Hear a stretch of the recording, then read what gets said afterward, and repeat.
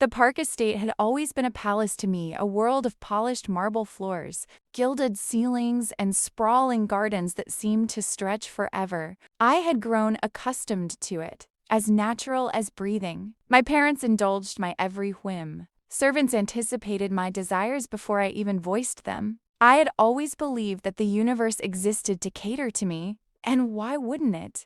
I was Eileen Park, the treasured daughter of one of Beijing's most influential families. Rich, beautiful, and untouchable. And yet, for all my privileges, I had never felt the terror that gripped me that night.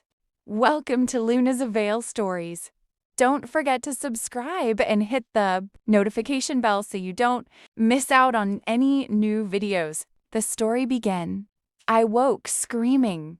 Cold sweat clung to my body, sheets tangled around me like constraints, my heart hammering against my ribcage. The room was dark, though the moonlight filtered through the heavy curtains, casting silver lines across my floor-to-ceiling windows. My breath came in sharp, panicked gasps. And then I remembered the dream. I had been the villainess in a novel.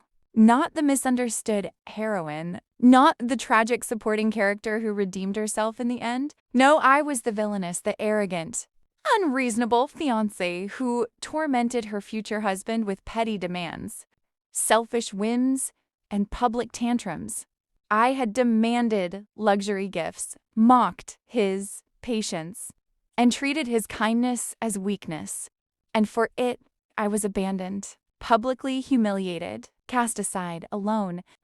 I sat upright in bed, shaking, staring at my reflection in the tall mirror across the room. The moonlight caught my eyes, making them gleam with a mixture of fear and disbelief. My reflection looked back at me, spoiled, arrogant, familiar, but in that reflection, I could see the shadow of the woman I had been in the dream, cruel, selfish, and utterly unredeemable. I whispered to myself, my voice trembling, I have to change. The words felt alien on my tongue. Change? Me? For once, I was serious.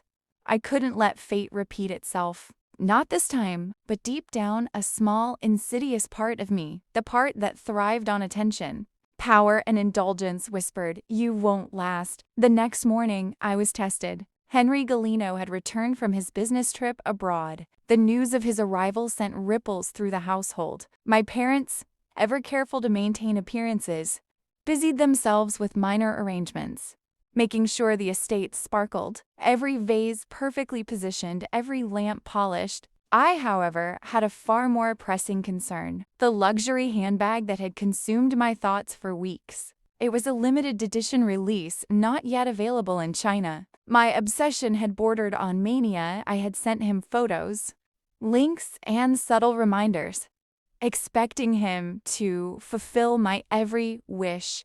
Normally, discovering that the bag had not arrived would have set me off in a dramatic, full-blown tantrum. Screams, accusations, perhaps even a fainting fit for effect. But this time, I forced myself to smile, keeping my voice light, almost casual. It's fine, I said, brushing past him as he entered the room. Forget it. Henry froze, his dark eyes narrowing just slightly. The way he looked at me, calm, controlled, but edged with something sharp, made my chest tighten. Why forget it? He asked quietly. You don't want something I bought for you anymore. Or did another man buy it for you instead? The chill that ran down my spine wasn't from fear, it was from recognition. In the dream, this had been the man who left me. This was the man who endeared me, not out of love, but out of obligation. And yet here he stood, calm, collected, and terrifying in his restraint. I pulled him aside before he could leave for another business engagement. Henry, I said softly, I already sent you the photo of the bag. Remember to buy it for me, okay? He replied. That single syllable carried no warmth, no affection, just acknowledgement. I could feel it, the faint distance growing between us. I pressed on, trying to maintain control. Were you even listening? I was, he said, calm, measured, and slightly weary. I'll bring it back for you, he added. With a resigned sigh that felt like a verdict, for the first time I allowed a small, triumphant smile. The next 2 weeks were torture and triumph in equal measure. I bombarded him with messages. Miss you. When are you coming back? Don't forget the bag. Each notification pinged like a tiny heartbeat, reminding me he was out there, thinking of me or pretending to. When he replied slowly, I accused him of cheating. When he explained that it was 4 a.m. at his location, I blamed him for not muting his phone. My best friend, ever the voice of reason, peeked at our chat. She clicked her tongue. With your temper, it's a miracle Henry tolerates you. I scoffed. Please, tolerates me? He should be grateful. I was rich, beautiful, powerful. My flaw, if I had one, was my temper, and countless men had endured far worse for far less. But even as I told myself this, doubt began to creep in. Henry was different. His patience, his calmness, it wasn't ordinary. There was a quiet power to him, a steady force that reminded me this wasn't just a man tolerating whims. This was a man who measured every word, every action, every response. And I was under his microscope.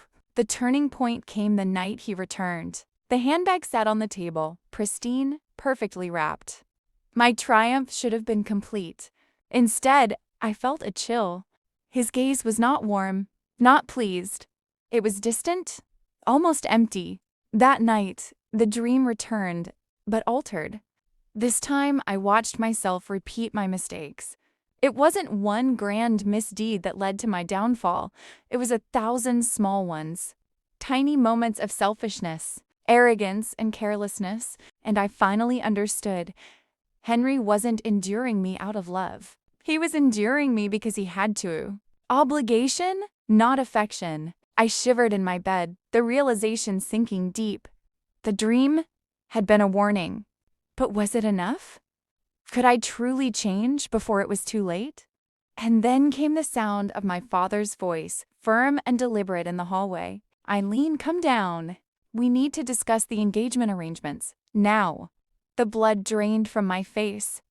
The banquet, the family pressures, the expectations, they were coming for me, and no dream could protect me from reality. I had thought I could outrun fate. I had thought I could change in time. But in that moment, standing at the edge of a world I had always taken for granted, I understood the story was not mine to control. And as I glanced at my reflection in the mirror, pale and trembling, I realized the cruelest truth of all.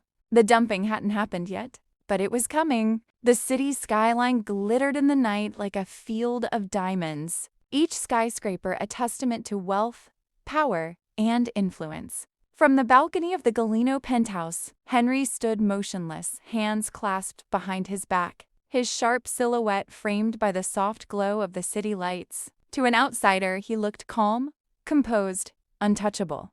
But inside, his mind churned with quiet fury. Eileen Park, his fiancée, spoiled, arrogant, infuriatingly beautiful, and against all reason, completely unaware of the chaos she caused. For 2 weeks, she had been sending a relentless stream of messages. Not polite reminders, not sweet, flirty notes. No, she had been spamming. Accusing, guilt-tripping, and demanding. A new level of indulgent tyranny, Henry mused. Yet he endured it. He had to. Family politics were at play. The Galeno Park alliance was strategic, a fusion of two of Beijing's most powerful families. A misstep, a scandal, or even a moment of perceived disrespect could ripple through both dynasties, causing losses, resentments, or worse, humiliation. And Henry had no intention of giving Eileen the satisfaction of seeing him break. But endurance had its limits. Meanwhile, across town, Eileen paced her bedroom like a caged animal, phone clutched tightly in her hand. She had sent 10 messages in the last hour alone, 10, and only 2 replies. How could he be so calm? She thought, clenching her teeth. Does he not realize how much I care? How much effort I put into this? The luxury handbag, now sitting in the penthouse in Henry's hands, should have been the apex of satisfaction for her. Instead, she felt a hollow pit forming in her chest. He looked different, controlled, detached. Not the man who endured her whims with quiet patience, but a man who had measured her carefully and decided something, that she was not the center of his world. Eileen tried to swallow the discomfort, forcing a smile. She paced again, muttering to herself, I can change. I have to. He must see I'm different now. But deep down, a tiny voice whispered, he doesn't see you. He never really did. Back at the penthouse, Henry's mind wandered to the handbag incident. Small in its own right, but telling in context. Eileen had waved off his first attempt at gift-giving, and then insisted he'd buy it herself. Her desire for control was intoxicating and exhausting. He remembered the dream she had described. She had woken screaming, terrified she would become a villainess in some story. He had listened quietly, letting her voice fill the room while he analyzed the pattern of her behavior. She is terrified of her own reflection in fiction, he thought, yet she cannot see the reflection in reality. Henry had been patient so far. He had endured her whims and manipulations because of duty, because of politics, because he could. But patience was not infinite, and perception was everything. A subtle tension had been building in him, a quiet awareness that one day her arrogance would collide with reality, and he would no longer be able to shield her from it. Eileen's best friend, Charlotte, had come over that evening, ostensibly for tea, but within minutes, Charlotte was sitting on the chaise lounge, arms crossed, eyes narrowed. Eileen? She said softly, but firmly. You have to stop obsessing over Henry. The more you control him, the more you push him away. Don't you understand? You're setting yourself up for disaster. Eileen laughed lightly, waving a hand. Disaster? Charlotte, please. Henry is patient. He endures me. If anything, he should be grateful he got chosen. Charlotte sighed. You've read too many novels. Life isn't fiction. You can't guilt a man into loving you or enduring your temper forever. Believe me, the universe has a way of correcting arrogance, and I'd hate to see you find out the hard way. Eileen's laughter faded. There was a sting in Charlotte's words she couldn't ignore. Enduring me? She thought. The word lodged in her mind like a splinter. Is that really what this is? Across town, Henry prepared for the evening's formal family dinner. The Galeno family had arranged the seating meticulously, ensuring that every alliance, every connection, and every subtle gesture would reinforce their social dominance. Henry's thoughts, however, were far from protocol. He anticipated Eileen's arrival with measured apprehension. He had seen the change in her behavior. At least her attempts had changed, but he knew better than to take appearances at face value. Eileen was clever, manipulative, and dangerously self-absorbed. Yet he couldn't deny it. There were glimpses of something different in her, moments when her anxiety about the dream betrayed her carefully crafted mask. It was in those moments he could see her vulnerability, and though he would never admit it aloud, it fascinated him. Eileen arrived, her designer gown flowing like liquid silk. Every eye in the room turned toward her. She radiated perfection, composure, beauty, but Henry noticed the subtle signs she couldn't hide.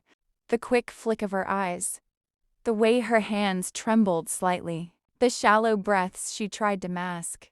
She was aware of him immediately, scanning the room until their eyes met.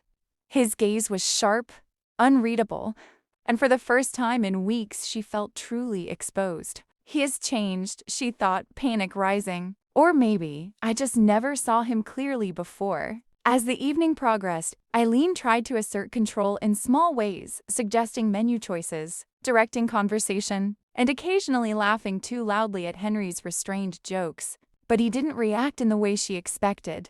He remained calm, composed, yet a subtle tension radiated from him, a quiet warning. Charlotte watched from across the room, lips pressed into a thin line. She could see it too, the change in Henry, the shift in power, the storm that was quietly brewing. Henry excused himself to the balcony for a moment of solitude. He needed to think, to assess the situation clearly. He gazed at the city below, lights twinkling like stars, and allowed himself a rare moment of reflection. Eileen thought she could manipulate him, thought she could bend him to her will, but he knew her patterns, her insecurities, her fears, and he would use them, not to hurt her, but to test her. How far will she go to save herself from her own mistakes? He wondered. From inside he heard laughter, Eileen's, high-pitched, carefree, yet tinged with nervous energy. He smiled faintly. The battle has only just begun. And he was ready. Henry stepped back into the grand dining room, his polished black shoes clicking against the marble floors. The room was alive with Murmurs Park family elders discussing investments, distant relatives sneering at perceived slights, and distant corporate allies attempting to gauge influence. Every glance, every gesture was a chess move. Henry's eyes, however, were fixed on one person. Eileen? She was standing near the grand piano, hands lightly brushing its polished surface, fingers twitching nervously. Her designer gown clung perfectly, cascading like liquid silk, and yet Henry noticed the subtleties, the shallow breaths, the slight trembling of her hands, the way her eyes darted toward him every few seconds. He remembered the dream she had, described to him, the one where she was the villainess, abandoned, humiliated, left to die alone. He remembered her panic, her desperate plea to change, her insistence that she could do better. She is terrified of herself, he thought, yet she cannot see the consequences in reality. Henry's mind shifted, calculating. He could let this evening pass as usual, smiling politely, keeping up appearances. Or he could test her to see how far she would go to maintain control, to see if her change was genuine or just another act. Across the room, Eileen's parents, Mr. and Mrs. Park, were subtly exchanging glances. They had invited the most influential families, business partners, and potential allies to this dinner, partly to display their status, partly to reinforce the engagement alliance. Their daughter's behavior tonight was crucial. If she faltered, even subtly, it could ripple across social and financial circles. Eileen's father, a tall man with a meticulously trimmed beard and eyes that seemed to pierce through pretenses, leaned slightly toward his wife. "She's nervous," he murmured almost imperceptibly. "I can see it in the way she keeps checking Henry's reactions." Mrs. Park nodded, though her lips remained pressed into a composed line. "We've taught her well," she said softly. But even she couldn't hide the flicker of doubt. Has she learned enough? Or will her arrogance undo her? Henry's gaze shifted as he noticed a newcomer entering the room. From the Galeno side, this was unexpected, a cousin, a known corporate rival within the family. He moved with a predatory grace, scanning the room as if it were his personal boardroom. Henry's expression tightened. This man, Victor Galeno, had always been ambitious, scheming to consolidate his position in the company, and subtly undermining Henry whenever possible. Tonight, he was here to observe, to test Henry's control, and perhaps to exploit any weakness in the engagement alliance. Henry's jaw tightened imperceptibly. He had anticipated Victor's arrival. What he hadn't anticipated was Eileen's reaction. Her eyes had sharpened slightly, scanning Victor with a flicker of recognition, not fear but caution. Interesting, Henry thought. She notices threats faster than I expected. Meanwhile, Eileen was trying to maintain composure, aware that every movement, every gesture, would be scrutinized not only by Henry, but by the entire room. She attempted conversation with minor cousins, nodded politely at distant relatives, enforced laughter when appropriate. Yet beneath her polished exterior, panic simmered. He's different tonight, she thought, eyes flicking to Henry, whose expression was calm, almost impervious. And he's watching me. Does he know I'm afraid? Does he see how much I've changed? Her thoughts were interrupted by Victor's smooth, patronizing voice. "Miss Park," he said, bowing slightly, "I trust your family is well, and I see Henry is as restrained as ever." Eileen stiffened, glancing at Henry. He said nothing, only a subtle lift of an eyebrow acknowledging Victor's presence. It was the kind of silent dominance Henry had perfected over the years, and Eileen felt a strange surge of both fear and admiration. He doesn't need to speak, she thought, and yet he dominates everything anyway. Henry's mind worked quickly. Victor's subtle challenge tonight wasn't just a test of Henry's patience. It was a test of Eileen's awareness, her ability to adapt. If she failed, if she faltered, it would signal weakness not only to Henry but to both families and the corporate alliances that depended on the appearance of strength. And yet, in the way she subtly shifted her stance, made eye contact with Victor without faltering, Henry saw a spark, a willingness to survive, to adapt, to face threats head-on. "She may have changed more than I realized," he admitted silently. The dinner progressed.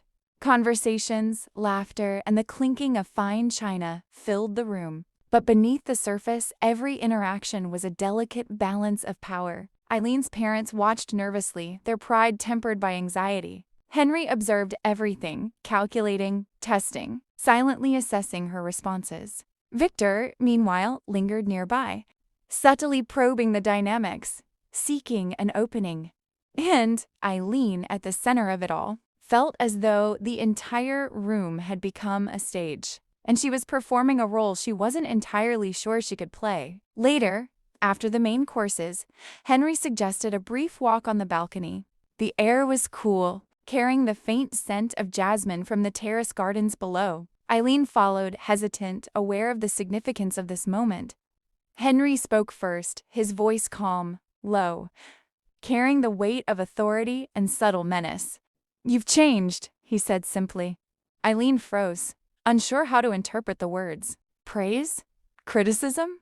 Warning? He continued, eyes on the skyline, not hers. But change alone isn't enough. It must be consistent. Every choice, every action, every word, or it means nothing. The weight of his gaze finally turned toward her. Eileen felt the truth of it hit like a physical force. "I cannot simply act better," she thought. "I must be better." Henry's expression softened slightly, not with warmth, but with calculation. He studied her, assessing whether she truly understood the stakes, whether she grasped the consequences of failure. Eileen swallowed hard, nodding slowly.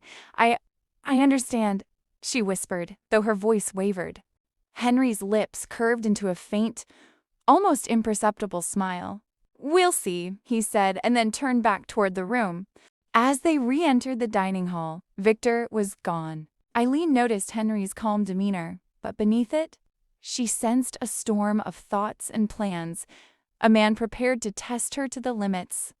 This is only the beginning, she realized, and I have no idea how high the stakes really are. The night continued, conversations flowing, alliances subtly reinforced. But in her mind, Eileen was already planning, calculating, anticipating the next move. "I will survive this," she vowed silently. "I will not be the villainess. I will control my fate." Yet, as she glanced at Henry, poised, perfect, and unreadable, a tiny seed of doubt began to take root. Can I really change? And somewhere in the shadows of the room, Henry watched her closely, calculating, knowing that the true test was coming and that no amount of charm, gifts, or cleverness would guarantee success.